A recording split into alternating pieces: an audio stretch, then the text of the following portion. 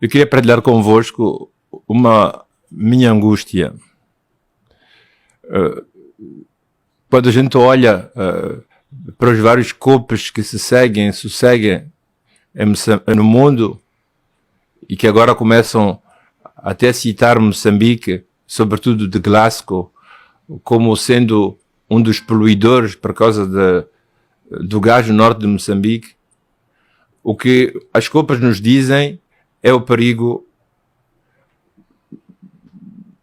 que a maneira como o homem tem agido com a natureza provoca para a sobrevivência do próprio mundo e de consequência do homem. Uma das imagens que muitas vezes é apresentada para provar que de facto estamos num processo de destruição do mundo é o descongelamento dos glaciais. Uma grande pedra de gelo enorme que ficou lá durante séculos e séculos e que de repente, por causa do calor, começa a se descongelar de uma matéria sólida, torna-se uma matéria líquida, começa a descer, fica líquido, fica água. Esta imagem muitas vezes me leva a Moçambique. Tenho a impressão que Moçambique é exatamente como um glacial que está-se a descongelar. De todos os lugares que nós olhamos para o nosso país, as coisas vão mal. Vão mal na educação, vão mal na saúde, os trabalhadores estão descontentes, os meios de transportes são o que são, as estradas têm buracos, as pontes caem do Rovuma ao Maputo, a pobreza aumenta, pessoas que morrem vítimas de violência. Parece que está a ficar na moda que a gente viola meninas e depois acaba matando-as, sobretudo na zona de Inhambane e de Manica. A função pública está descontente depois de uma vontade do Tsu ou de alegria do Tsu que durou muito pouco tempo. O Tsu voltou a ser um problema. Uma economia em um país que é gerido pela vontade de outros, FMI e Banco Mundial. Um país onde a corrupção atinge índices nunca vistos e que leva Moçambique a ser um dos países mais corruptos do mundo. Uma democracia em decadência. Um país em guerra. Populações a serem expulsas. Níveis económicos catastróficos. Pobreza a atingir índices nem digo alarmantes. Um país em falhita e um povo na desgraça e na miséria. Somos um glacial que está a descongelar. Quando começamos como país, em 75, tínhamos muitas dificuldades. Tínhamos muitos desafios. Mas tínhamos uma vontade inabalável de construir este país. De transformar a colónia Moçambique de Portugal numa república para moçambicanos, com princípios claros, ligados à unidade, com a ideia de que o trabalho ia nos salvar, com a vontade de vigiarmos dentro e fora contra todos aqueles que podiam perigar a nossa unidade, a nossa autodeterminação, a nossa vontade de desenvolvimento, mas de fazer isto de uma maneira unívoca, juntas, lutando contra todas as formas de discriminações, em termos de raça, em termos de região, em termos de religião, em termos de proveniência e etc. Todos esses valores moçambicanos parecem estarem a descongelar. Toda esta vontade de lutar por nós próprios para construirmos alguma coisa que se pareça com o país descongelou. Toda a unidade que o país tinha descongelou. Até aqueles que patrioticamente estavam na origem do nascimento deste país e que constituíam seu principal orgulho, traíram e continuam a trair estes princípios com corrupções, com veleidades individuais ou de grupos. A nossa casa está a arder. O nosso país está a descongelar. O que é que nós fazemos? Quando a gente abre uma televisão e ouve um noticiário, estamos sempre a relatar fatos que provam ulteriormente, se fosse necessário, o descongelamento e o fogo que se abate sobre o nosso país. E nós perguntamos quem é o culpado. Perguntamos quem é o responsável. Queremos saber quem tem que ser responsabilizado ou punido. Como se o problema fosse a responsabilização de um indivíduo ou fosse a punição de um outro indivíduo. Somos um país a descongelar, mas ao mesmo tempo que sabemos, vemos, comentamos primeiro em privado, agora sempre mais em público, nós estamos a tomar medidas necessárias para tentar ratificar o ratificável, salvar o salvável. Agora nos preparamos para ir a novas eleições. Estamos a sair de eleições que foram desastrosas e que ulteriormente dividiram os moçambicanos. Nos preparamos para ir a novas eleições. O que está na pauta dos diferentes contendentes ao lugar presidencial ou os governos provinciais são sempre mais ligadas ao meu eu, ao meu pequeno grupo, aos meus interesses. Mas Moçambique continua a não ser o primeiro e o mais importante elemento na pauta das nossas políticas. É com grande angústia que eu vejo o meu país a descongelar, a nossa casa a arder. É com grande angústia que eu vejo as pessoas mais brilhantes, mais formadas, mais capacitadas a utilizarem a inteligência que têm para tirar proveito desta situação morosa e de desastre em que nos encontramos. É com grande angústia e desespero que vejo forças que se organizam para tirar melhor proveito da pobreza da maioria para se enriquecerem de maneira fragmentada e fraccionária. E nem que para fazer isso tenham que se aliar a grupos, a países, a multinacionais que perigam ulteriormente e empobrecem ulteriormente a vida de Moçambique, do seu povo e de seus habitantes. Neste podcast, eu só queria dizer duas coisas que todos sabemos. Moçambique está mal. Não há, na nossa história recente, mesmo nos momentos mais complicados, o momento da independência, com um número elevadíssimo de pessoas que não tinham o mínimo de formação, com os bancos, o Banco de Moçambique a ficar vazio, por aquilo foi tirado pelos portugueses, com a fuga em massa de portugueses de Moçambique, o início da guerra de 10 anos, de 16 anos. Mesmo nesses momentos mais desastrosos da nossa história, nunca estivemos num perigo maior de fragmentação, de perda de soberania, como estamos hoje. Todos sabemos isto, todos vemos isto, todos criticamos isto, mas imputamos unicamente a responsabilidade àqueles que governam, como se nós não tivéssemos nenhuma responsabilidade no cartório em relação à fragmentação, à divisão, à diluição do nosso país de Moçambique.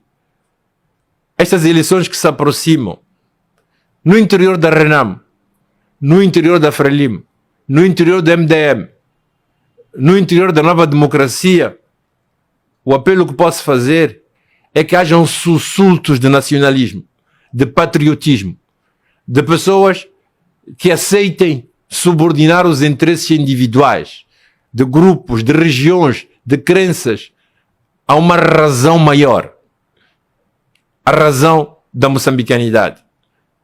Os moçambicanos mais fracos, mais fortes, as populações que nós viemos a deambular de um lugar para outro, sozinhas não têm condições nem capacidade de lutar contra esta nova forma de escravatura e de dominação que estamos a assistir. Se nós, as elites, os mais formados, os mais capazes, os chefes das empresas, o CTA, os políticos, os académicos, os intelectuais, os jornalistas, os comunicadores, se nós virarmos as costas ao interesse comum, ao único proveito das nossas pessoas, grupos e famílias, estamos automaticamente a condenar os mais fracos, que são mais de 95% dos moçambicanos, a uma vida de retorno a situações do passado, a situações de opressão, a situações de pobreza que nos recordam 700 anos de dominação a que a África tem sido sujeita desde o início da modernidade. O apelo que faço é um sussulto de nacionalismo, um sussulto de moçambicanidade, um reacordar em nós os valores verdadeiros que nortearam os 10 anos de luta, que nortearam os primeiros anos de construção e que fizeram de Moçambique um país que, não obstante a pobreza, não obstante as dificuldades, tinha orgulho em, junto, ir construindo alguma coisa diferente e de diverso, de abrir espaço para que todos os moçambicanos fossem parte integrante deste processo ou de um processo coletivo. Moçambique é um glacial a descongelar, ou se quisermos, é uma casa em fogo a arder. Não temos tempo. Cada dia que passa joga contra nós. Cada dia que passa a nossa dependência aumenta. A ingerência dos outros na nossa economia aumenta. Os níveis de corrupção se abatem com mais força sobre nós. As guerras aumentam. A violência aumenta contra meninas, mulheres violadas e mortas, como temos assistido na televisão todos os dias. Os níveis de pobreza atingem níveis nunca vistos até agora. Mais de 90% das pessoas não têm uma refeição correta por dia. Um sussulto de patriotismo, um sussulto de moçambicanidade devia nos levar não a privilegiar quem vai governar, quem vai ter o poder, que família vai subir, que etnia vai estar em cima, que tribo vai governar. Um sussulto de moçambicanidade devia nos levar a pensar o que é que temos que fazer juntos para que a próxima governação seja mais orientada em prol da restauração, de reconstrução, de solidificação do espaço moçambicano e que possa reabrir espaço para que os mais pobres, os mais miseráveis, aquelas populações que não têm como se autossocorrer por elas próprias, possam encontrar no Moçambique um lugar de repouso. Um grande pensador francês do século XIX, Renan, dizia que a nação é o plebiscito cotidiano. As pessoas têm que acordar de manhã e dizerem assim, entre ser Maconde e ser moçambicano, entre ser Xangana e ser moçambicano, entre ser da República de Cabo Delgado e ser da República de Moçambique, entre ser da Beira e ser moçambicano, entre ser Ndao ou Sena e ser moçambicano, eu tiro mais vantagens como indivíduo. Eu tenho maior realização como pessoa, pertencendo ao espaço moçambicano. Mas nós temos que dar razões para isso. As razões são, de um lado, a redistribuição do pouco que temos, mas mais do que redistribuição, é o fato de construirmos uma utopia integradora, uma utopia que se transforme, se traduza em atos e fatos concretos nas quais todos possamos nos reconhecer e identificar. Traçar políticas orientadas a aglutinar o maior número para uma visão homogénea e comum e o perseguimento de um ideal de integração, de comunhão, de proteção dos mais fracos e de continuação da gloriosa luta dos africanos em relação a própria autodeterminação. Falar de outros, dizer que os outros continuam com velheidades de nos dividir, de nos separar, de nos oprimir, de apoderar dos nossos recursos. É uma verdade da lapalice. É assim. Se é assim há 700 anos, se isso dá resultados positivos para eles, por que teriam que mudar? Não vão mudar. Não é sobre eles que temos que lançar o nosso olhar, é sobre nós. Somos nós que temos que mudar. Somos nós que temos que nos armar com inteligência, com prática, com abnegação para mudarmos, tentarmos mudar. Se não conseguirmos mudar, se não conseguirmos tentar mudar, pelo menos aquilo que dizia o filósofo camarnês Bussi Bulaga, traçar linhas de resistência para que Moçambique continue gradualmente, paulatinamente, passo a passo, mas sem perder nenhum dos seus membros a se construir como nação focalizada à liberdade, à independência, à realização e esta palavra muito bonita de Amílcar Cabral, a buscar a felicidade dos nossos povos. Partilho convosco esta angústia para que possivelmente possa tornar-se vossa angústia. E mas da angústia possa se tornar num moto, numa motivação de luta e de realização. Não há nenhuma glória em ser individualmente muito rico. Não há nenhuma glória em ser eu, membro da etnia que governa, porque o presidente é do meu grupo. Não há nenhuma glória em ter mansões individuais, se isso não é partilhado e compartilhado com os outros. Esses outros, que até fazem pagar empresas como no Burkina Faso, aos países deles, quando roubam em África, alimentam-se não só como indivíduos, mas alimentam os seus países e povos. São nacionalistas, são patriotas, defendem os seus interesses e os seus interesses conjugam-se com os interesses das suas nações e dos seus povos. Aprendamos esta lição. Aprendamos a lutar por nós, com a ideia clara de que nós não existimos separados dos nossos pais, nossos irmãos e nossas famílias. Sejamos de facto nacionalistas. E o nosso nacionalismo não é simplesmente para termos uma bandeira e um hino nacional. É uma porção da luta dos povos africanos para manter viva a chama pela busca contínua da liberdade. E a liberdade hoje não é uma liberdade meramente política, é uma liberdade essencialmente econômica. E cito Samora Machel, não há liberdade política sem liberdade econômica. Não há liberdade econômica sem uma conjugação de forças, sem objetivos claros, traçados, sem grupos, elites, pessoas que sobreponham o bem comum por cima dos seus interesses e as suas verdades individuais. Deixo esta mensagem com muita angústia, com muito sofrimento, que é o sofrimento daquelas pessoas que estão a marchar de Cabo Delgado 60, 70, 80 quilômetros para chegar a Nampula, onde lhes espera uma nova vaga de sofrimento por falta de alimentação, de acolhimento e etc. Esses são nós. Esses são parte de nós.